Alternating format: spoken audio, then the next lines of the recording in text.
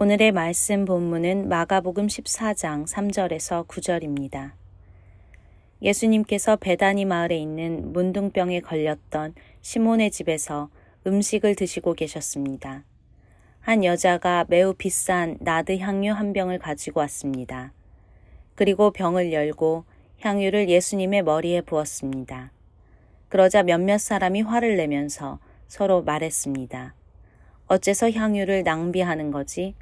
이 향유는 300데나리온에 팔 수 있고 그 돈으로 가난한 사람들을 도울 수도 있었을 텐데.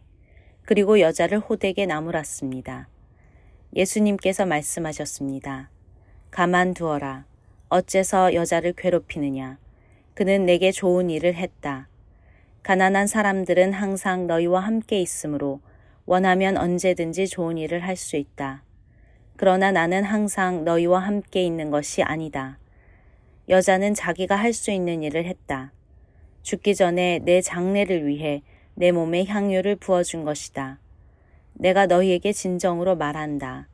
복음이 온 세상에 전해질 때 이 여인이 한 일도 알려져서 사람들이 기억하게 될 것이다.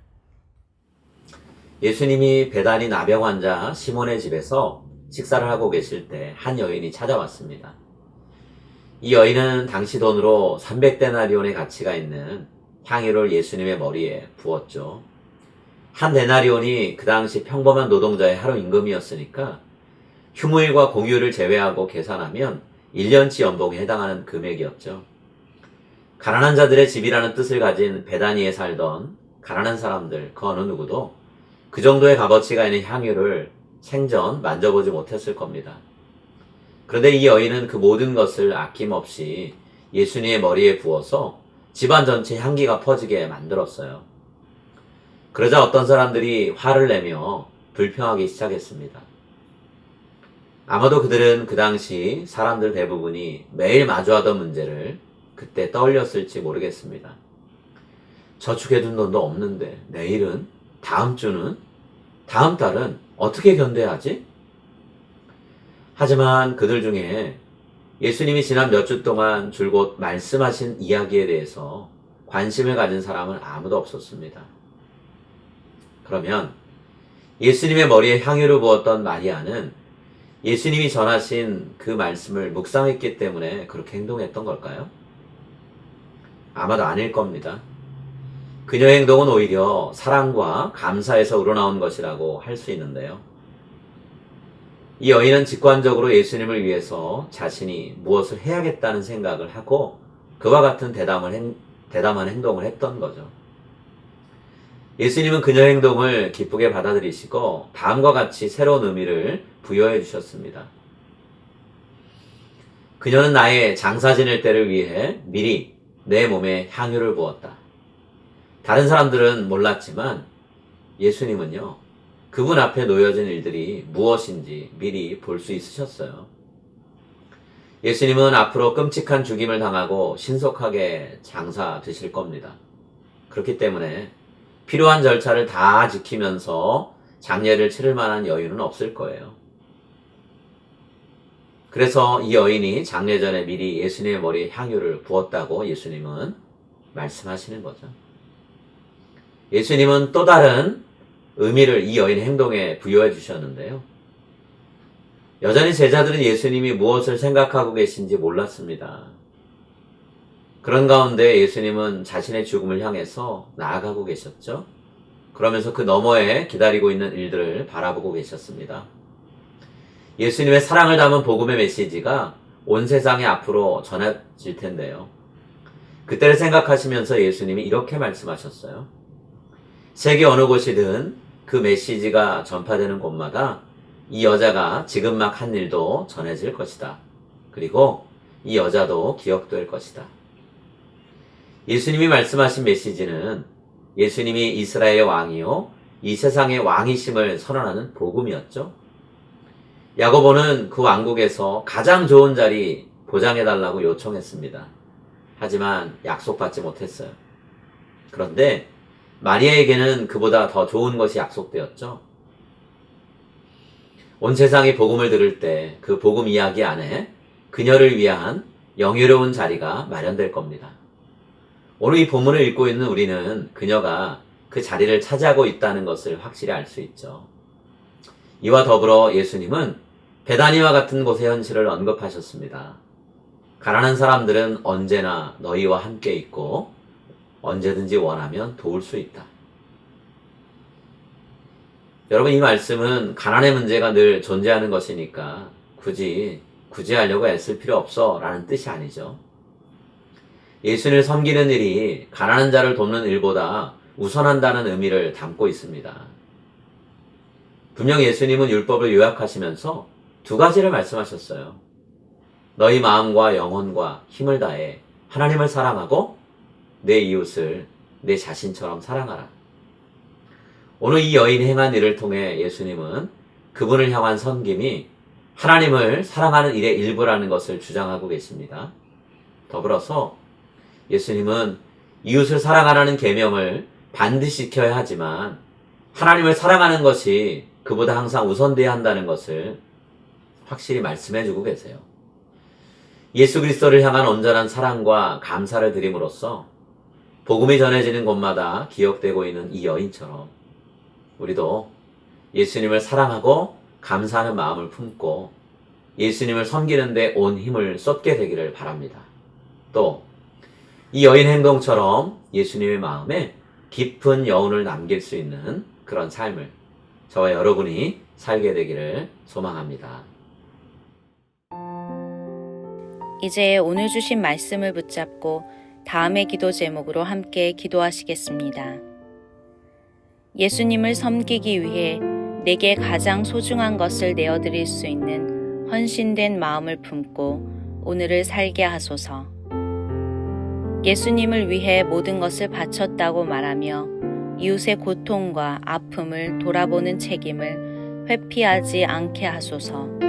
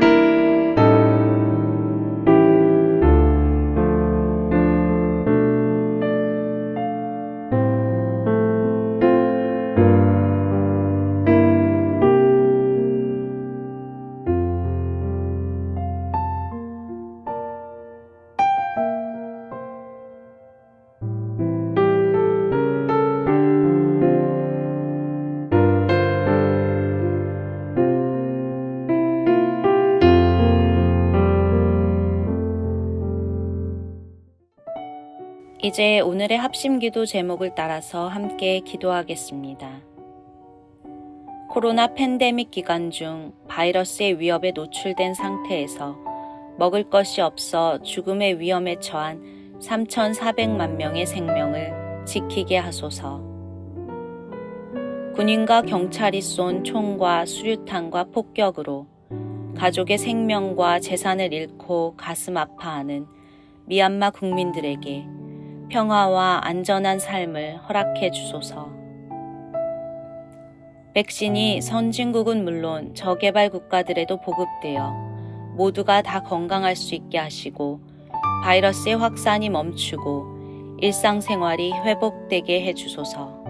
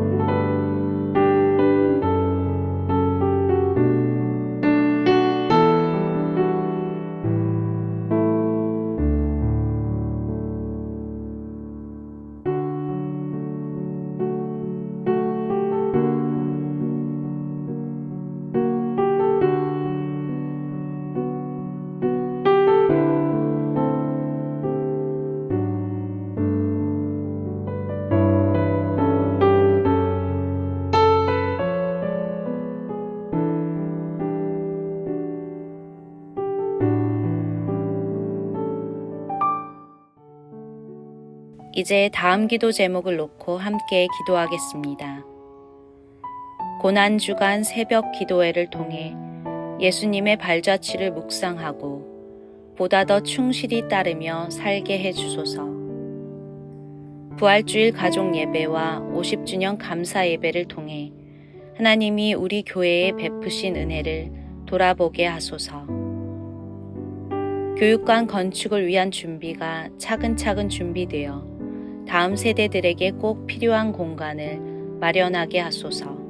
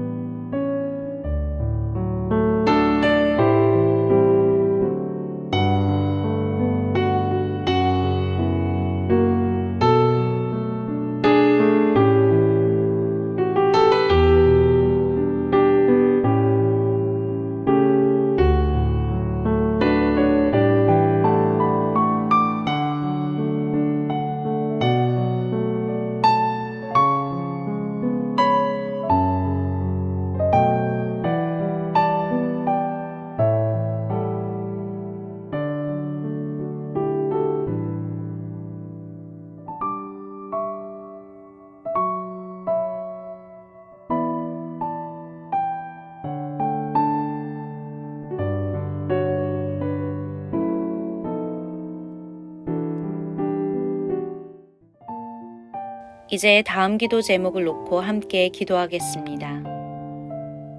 휴전 이후 오랜 기간 대치 상태를 이어온 남북한이 앞으로 평화로운 통일을 이룰 수 있게 하소서. 여기저기서 자행되는 특정 인종과 민족을 향한 모욕과 차별이 사라지고 서로를 존중하게 하소서. 코로나로 불안해진 사람들이 자살을 하거나 다른 이에게 칼과 총을 겨누고 해치지 않게 해주소서.